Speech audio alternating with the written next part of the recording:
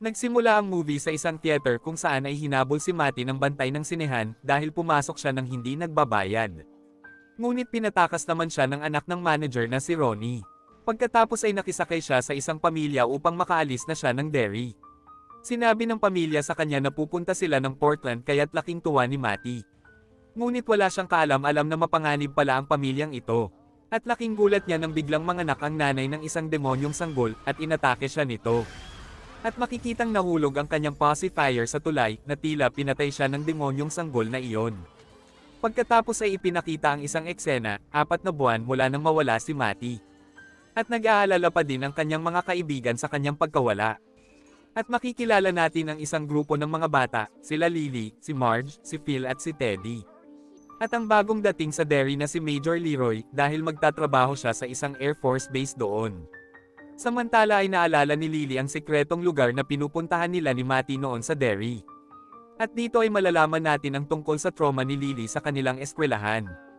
At namatay pala ang kanyang ama sa isang aksidente sa mill nang ipakuha niya ang kanyang laruan dito. At hanggang ngayon ay dala-dala pa din niya ang bigat sa nangyaring iyon. At si Matty ang nagpalakas ng kanyang loob. Samantala ay pinag-uusapan naman nila Phil at Teddy ang tungkol kay Matty. At namimiss na ni Teddy ang birthday ni Matty. At nang gabing iyon ay nakarinig si Lily ng kakaibang ingay na nagmumula sa bathtub drain, na tila may boses na kumakanta sa loob nito, at inakala niya na si Matty iyon, at laking takot niya nang biglang may lumabas na 2 daliri sa butas. Kinabukasan ay sinabi niya ito kay Marge. Ngunit hindi naman siya pinaniwalaan nito.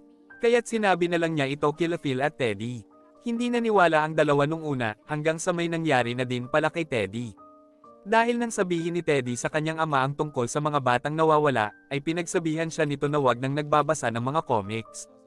At habang nagbabasa siya ng comics ay bigla siyang inatake ng nakakatakot na lampshade na naging isang demonyo. At nang dahil dito ay naniniwala na siya ngayon sa sinasabi ni Lily.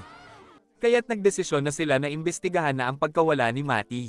At nagpunta sila sa isang library kung saan ay nalaman nila na sa isang sinehan pala huling nakita si Matty. Pagkatapos ay kinausap nila si Ronnie, ngunit tinanggihan naman sila nito dahil naharas na ang kanyang ama ng mga pulis noon tungkol kay Matty.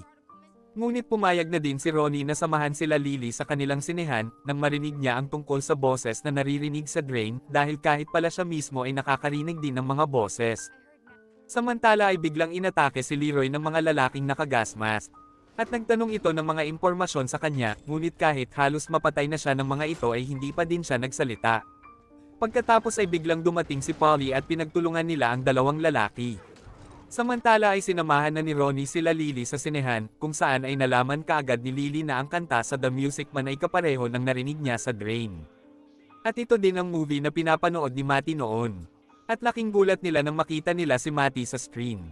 Kaya't tinawag nila ito at lumakad ito papunta sa kanila. Pagkatapos ay inihagis ni Matty ang demonyong sanggol na lumilipad, at inatake silang nito na halos mapatay na silang lahat. At makikitang sila Lily at Ronnie na lang ang mga nakaligtas,